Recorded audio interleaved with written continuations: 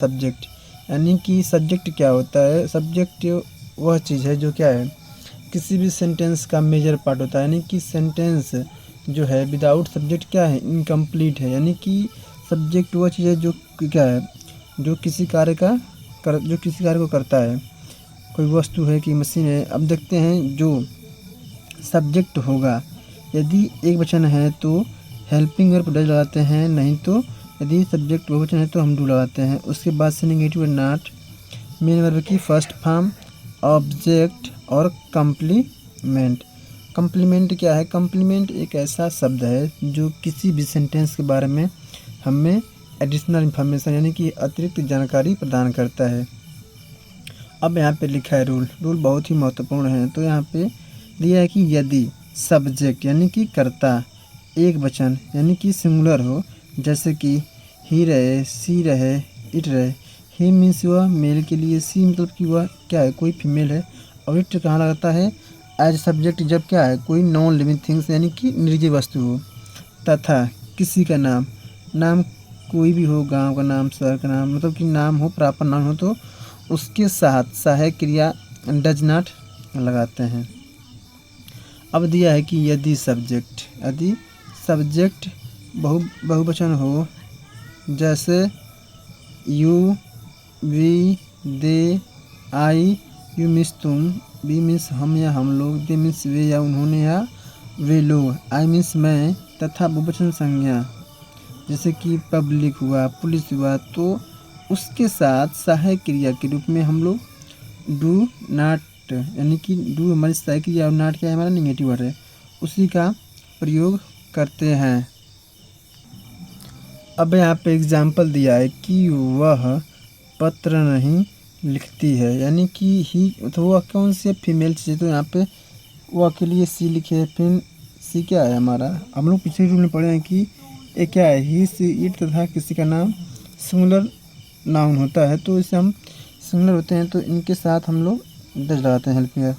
Not negative word है, right हमारा main verb है, और एक क्या है, आर्टिकल है, इट हमारा ऑब्जेक्ट हो गया। तो इसका अर्थ है कि वह पत्र नहीं लिखती है, तो she does not write a letter. अब इसी बेस पे एक और एग्जाम्पल है कि तुम गाना नहीं गाते हो, तो यानी कि सब्जेक्ट यहाँ पे यू हो गया, और इसके अनुसार यू क्या है, बहुवचन है, तो हेल्पिंग वर्ब डू लगाते हैं प्लस नेगेटिव वर्ड नॉट। उसके बाद से मेन वर्ब की फर्स्ट फॉर्म सिंग मीन्स गाना, और आर्टिकल हो गया अ मतलब कि ऑब्जेक्ट यानी कि गीत। वो तुम गाना नहीं गाते हो, तो यू डू नॉट सिंग और सॉन्ग। अब इसमें आते हैं इंटरोगेटिव पार्ट में, प्रश्नसूचक शब्द में, प्रश्नसूचक वाक्य।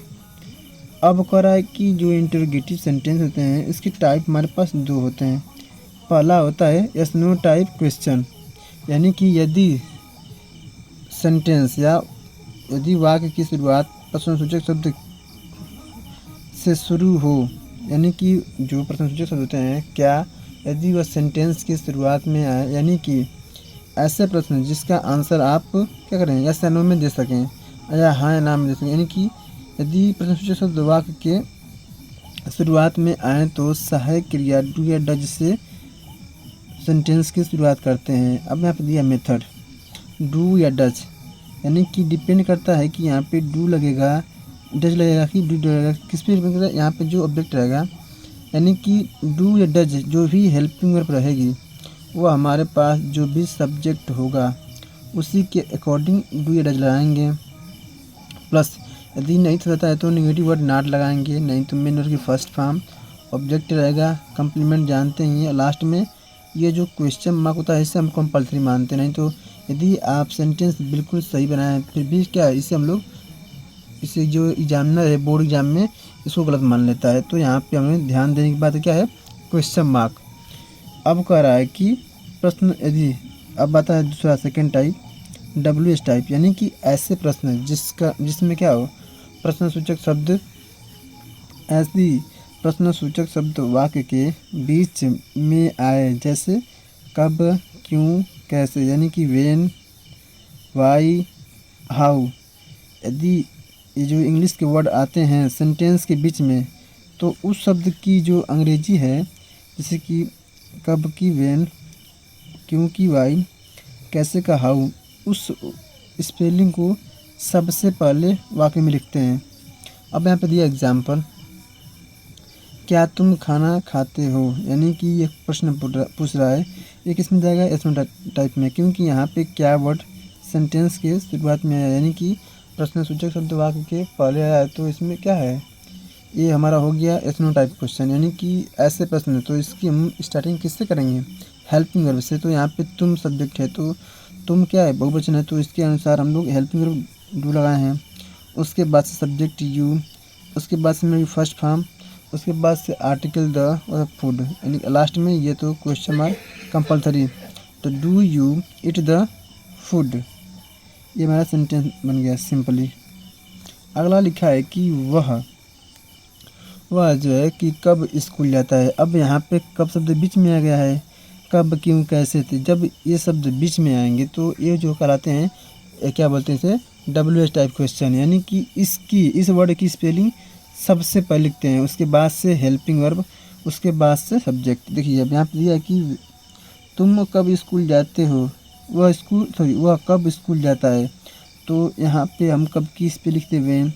अब यहाँ पे वह क्या मेल है, तो नहीं ये सिंगुलर है, तो इसके अनुसार हमने हेल्पिंग वर्ब लगाया है। उसके बाद से ही सब्जेक्ट है, प्लस मेन वर्ब की फर्स्ट फॉर्म दिया है, उसको टू लगाया प्रीपोजिशन, किस चीज़ के लिए, डेस्टिनेशन के लिए, और लास्ट में इसको लगाया उसका, लास्ट में क्वेश्चन मार्क। अब देखते हैं कि इसको किस बेस पर रखते हैं हम लोग। सबसे पहले आता है क्वेश्चन वर्ड, यानी कि इस रूल को याद रखेंगे तो आप सिंपली इंटरोगेटिव ये केस क्या है, बिल्कुल आसानी से आप लोग सेंटेंस को बना सकते हैं। तो क्वेश्चन वर्ड प्लस डू या does plus subject plus not, main verb की फर्स्ट फॉर्म, ऑब्जेक्ट और कम्प्लीमेंट क्वेश्चन मार्क। तो अब देखते हैं इसी रूल पे इसको रखते हैं हम लोग। तो सबसे पहले आया क्वेश्चन वर्ड, तो यहाँ पे कब आया, तो कब की स्पेलिंग वेन प्लस डू या डज। अब यहाँ पे वह है तो सिंगुलर हो गया, तो इसके अनुसार हमने यहाँ पे डज रख दिया, प्लस सब्जेक्ट क्या है, वह, तो ही। उसके बाद से निगेटिव वर्ड नहीं सब इसमें नहीं है, तो नॉट नहीं लाएंगे।